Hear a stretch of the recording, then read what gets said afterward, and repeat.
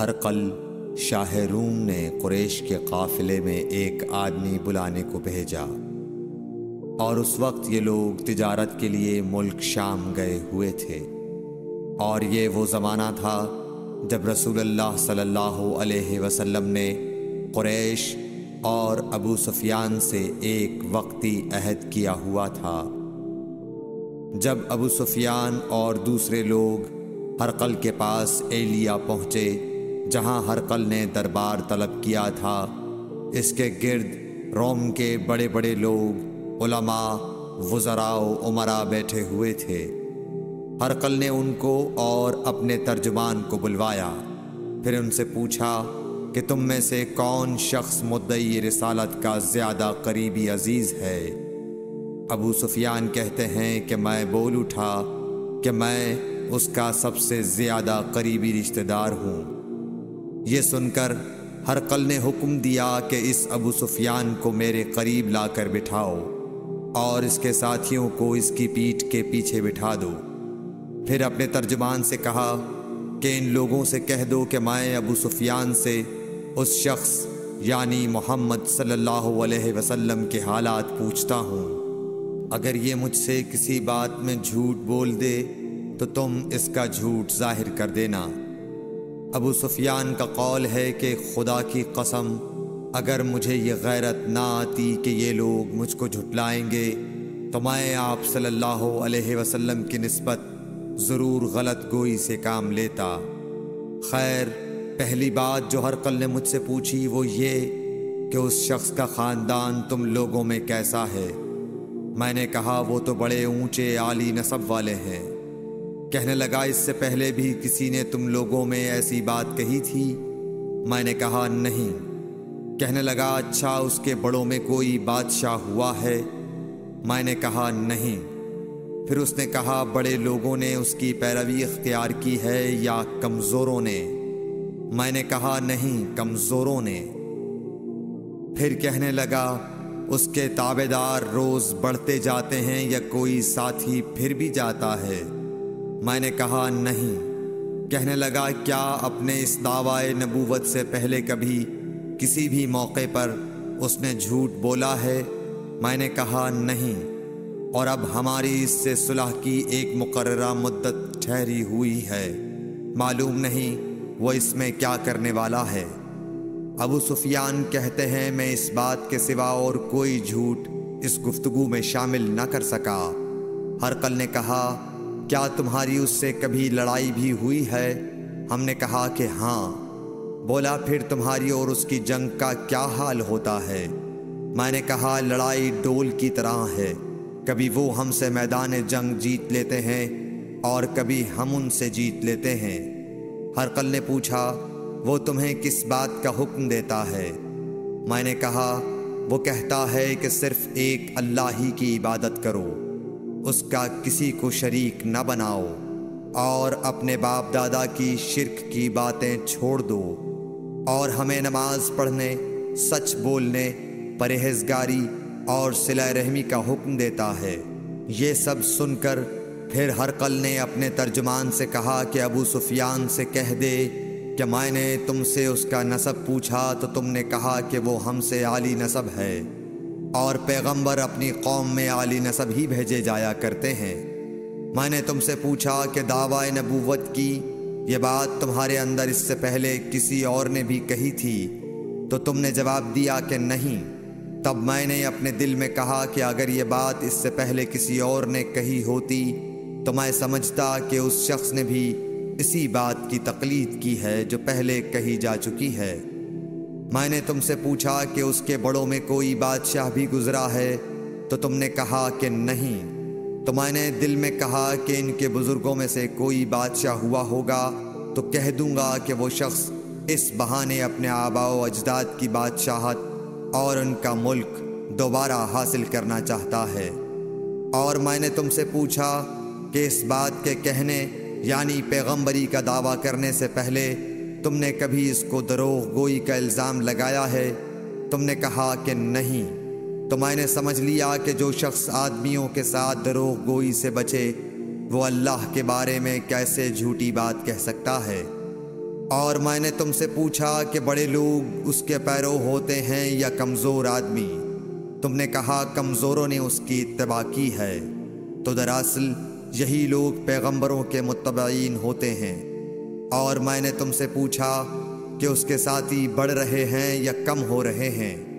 تم نے کہا کہ وہ بڑھ رہے ہیں، اور ایمان کی کیفیت یہی ہوتی ہے حتیٰ کہ وہ کامل ہو جاتا ہے۔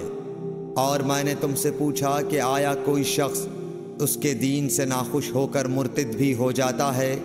تم نے کہا نہیں۔ تو ایمان کی خاصیت بھی یہی ہے، جن کے دلوں میں اس کی مسرت رچ بس جائے وہ اس سے لوٹا نہیں کرتے۔ اور میں نے تم سے پوچھا کہ آیا وہ کبھی عہد شکنی کرتے ہیں؟ تم نے کہا نہیں۔ پیغمبروں کا یہی حال ہوتا ہے، وہ عہد کی خلاف ورزی نہیں کرتے۔ اور میں نے تم سے کہا کہ وہ تم سے کس چیز کے لیے کہتے ہیں؟ تم نے کہا کہ وہ ہمیں حکم دیتے ہیں کہ اللہ کی عبادت کرو، اس کے ساتھ کسی کو شریک نہ ٹھہراؤ، اور تمہیں بتوں کی پرستش سے روکتے ہیں، سچ بولنے اور پرہیزگاری کا حکم دیتے ہیں۔ لہٰذا اگر یہ باتیں جو تم کہہ رہے ہو سچ ہیں تو عنقریب وہ اس جگہ کا مالک ہو جائے گا کہ جہاں میرے یہ دونوں پاؤں ہیں۔ مجھے معلوم تھا کہ وہ پیغمبر آنے والا ہے، مگر مجھے یہ معلوم نہیں تھا کہ وہ تمہارے اندر ہوگا۔ اگر میں جانتا کہ اس تک پہنچ سکوں گا تو اس سے ملنے کے لیے ہر تکلیف گوارا کرتا۔ اگر میں اس کے پاس ہوتا تو اس کے پاؤں دھوتا۔ ہرقل نے رسول اللہ صلی اللہ علیہ وسلم کا وہ خط منگایا جو آپ نے وحیہ کلبی رضی اللہ تعالیٰ عنہ کے ذریعے حاکم بصرہ کے پاس بھیجا تھا، اور اس نے وہ ہرقل کے پاس بھیج دیا تھا۔ پھر اس کو پڑھا تو اس میں لکھا تھا، اللہ کے نام کے ساتھ جو نہایت مہربان اور رحم والا ہے۔ اللہ کے بندے اور اس کے پیغمبر محمد صلی اللہ علیہ وسلم کی طرف سے یہ خط ہے شاہ روم کے لیے۔ اس شخص پر سلام ہو جو ہدایت کی پیروی کرے۔ اس کے بعد میں آپ کے سامنے دعوت اسلام پیش کرتا ہوں۔ اگر آپ اسلام لے آئیں گے تو دین و دنیا میں سلامتی نصیب ہوگی، اللہ آپ کو دوہرا ثواب دے گا، اور اگر آپ میری دعوت سے روگردانی کریں گے تو آپ کی رعایا کا گناہ بھی آپ ہی پر ہوگا۔ اور اے اہل کتاب، ایک ایسی بات پر آ جاؤ جو ہمارے اور تمہارے درمیان یکساں ہے، وہ یہ کہ ہم اللہ کے سوا کسی کی عبادت نہ کریں اور کسی کو اس کا شریک نہ ٹھہرائیں، اور نہ ہم میں سے کوئی کسی کو خدا کے سوا اپنا رب بنائے۔ پھر اگر وہ اہل کتاب اس کتاب سے منہ پھیر لیں تو مسلمانوں، تم ان سے کہہ دو کہ تم مانو یا نہ مانو، ہم ایک خدا کے اطاعت گزار ہیں۔ ابو سفیان کہتے ہیں، جب ہرقل نے جو کچھ کہنا تھا کہہ دیا اور خط پڑھ کر فارغ ہوا تو اس کے ارد گرد بہت شور و غوغا ہوا، بہت سی آوازیں اٹھیں اور ہمیں باہر نکال دیا گیا۔ تب میں نے اپنے ساتھیوں سے کہا کہ ابو کبشہ کے بیٹے حضرت صلی اللہ علیہ وسلم کا معاملہ تو بہت بڑھ گیا۔ دیکھو تو اس سے بنی اصفر روم کا بادشاہ بھی ڈرتا ہے۔ مجھے اس وقت سے اس بات کا یقین ہو گیا کہ حضور صلی اللہ علیہ وسلم عنقریب غالب ہو کر رہیں گے، حتیٰ کہ اللہ نے مجھے مسلمان کر دیا۔ راوی کا بیان ہے کہ ابن ناطور ایلیا کا حاکم ہرقل کا مصاحب اور شام کے نصارہ کا لاٹ پادری بیان کرتا تھا کہ ہرقل جب ایلیا آیا ایک دن صبح کو پریشان اٹھا تو اس کے درباریوں نے دریافت کیا کہ آج ہم آپ کی حالت بدلی ہوئی پاتے ہیں، کیا وجہ ہے؟ ابن ناطور کا بیان ہے کہ ہرقل نجومی تھا، علم نجوم میں وہ پوری مہارت رکھتا تھا۔ اس نے اپنے ہم نشینوں کو بتایا کہ میں نے آج رات ستاروں پر نظر ڈالی تو دیکھا کہ ختنہ کرنے والوں کا بادشاہ ہمارے ملک پر غالب آ گیا ہے۔ بھلا اس زمانے میں کون لوگ ختنہ کرتے ہیں؟ انہوں نے کہا کہ یہود کے سوا کوئی ختنہ نہیں کرتا، سو ان کی وجہ سے پریشان نہ ہوں۔ سلطنت کے تمام شہروں میں یہ حکم لکھ بھیجیے کہ وہاں جتنے یہودی ہوں سب قتل کر دیے جائیں۔ وہ لوگ انہی باتوں میں مشغول تھے کہ ہرقل کے پاس ایک آدمی لایا گیا جسے شاہ غسان نے بھیجا تھا۔ اس نے رسول اللہ صلی اللہ علیہ وسلم کے حالات بیان کیے۔ جب ہرقل نے سارے حالات سن لیے تو کہا کہ جا کر دیکھو وہ ختنہ کیے ہوئے ہے یا نہیں۔ انہوں نے اسے دیکھا تو بتلایا کہ وہ ختنہ کیا ہوا ہے۔ ہرقل نے جب اس شخص سے عرب کے بارے میں پوچھا تو اس نے بتلایا کہ وہ ختنہ کرتے ہیں۔ تب ہرقل نے کہا کہ یہی محمد صلی اللہ علیہ وسلم اس امت کے بادشاہ ہیں جو پیدا ہو چکے ہیں۔ پھر اس نے اپنے ایک دوست کو رومیہ خط لکھا اور وہ بھی علم نجوم میں ہرقل کی طرح ماہر تھا۔ پھر وہاں سے ہرقل حمص چلا گیا۔ ابھی حمص سے نکلا نہیں تھا کہ اس کے دوست کا خط اس کے جواب میں آ گیا۔ اس کی رائے بھی حضور صلی اللہ علیہ وسلم کے ظہور کے بارے میں ہرقل کے موافق تھی کہ محمد صلی اللہ علیہ وسلم واقعی پیغمبر ہیں۔ اس کے بعد ہرقل نے روم کے بڑے آدمیوں کو اپنے حمص کے محل میں طلب کیا اور اس کے حکم سے محل کے دروازے بند کر لیے گئے۔ پھر وہ اپنے خاص محل سے باہر آیا اور کہا، اے روم والو، کیا ہدایت اور کامیابی میں کچھ حصہ تمہارے لیے بھی ہے؟ اگر تم اپنی سلطنت کی بقا چاہتے ہو تو پھر اس نبی صلی اللہ علیہ وسلم کی بیعت کر لو اور مسلمان ہو جاؤ۔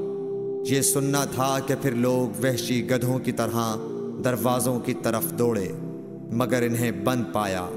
آخر جب ہرقل نے اس بات سے ان کی یہ نفرت دیکھی اور ان کے ایمان لانے سے مایوس ہو گیا تو کہنے لگا کہ ان لوگوں کو میرے پاس لاؤ۔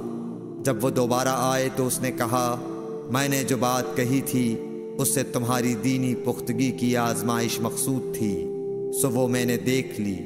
تب یہ بات سن کر وہ سب کے سب اس کے سامنے سجدے میں گر پڑے اور اس سے خوش ہو گئے۔ بالآخر ہرقل کی آخری حالت یہی رہی۔ صحیح بخاری حدیث نمبر 7۔